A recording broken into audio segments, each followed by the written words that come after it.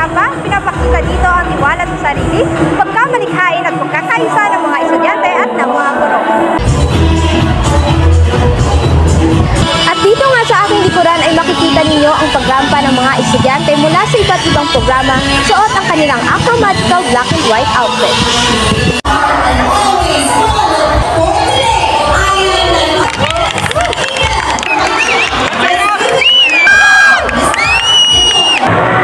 Bukod sa iyong kumpiyansa, agupansin din ang iyong suot na talagang bumagay sa tema. Ano ang inspirasyon mo sa iyong kasuotan ngayong araw?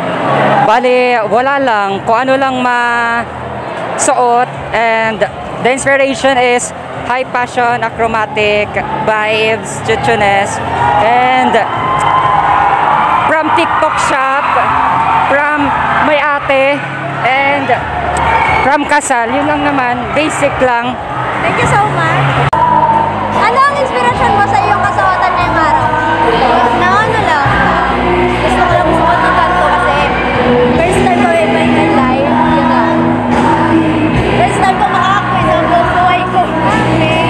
Anong pakiramdam?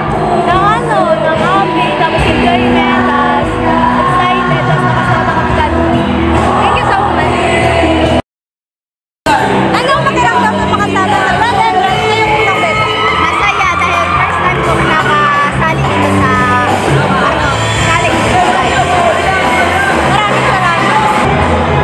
Sa kabuuan, naging matagumpay ang runway grand entrance. Sa itong pagkatapos ng ganda at talento, at higit sa lahat ang ilaan ito upang mas lalong magkaisa ang mga estudyante.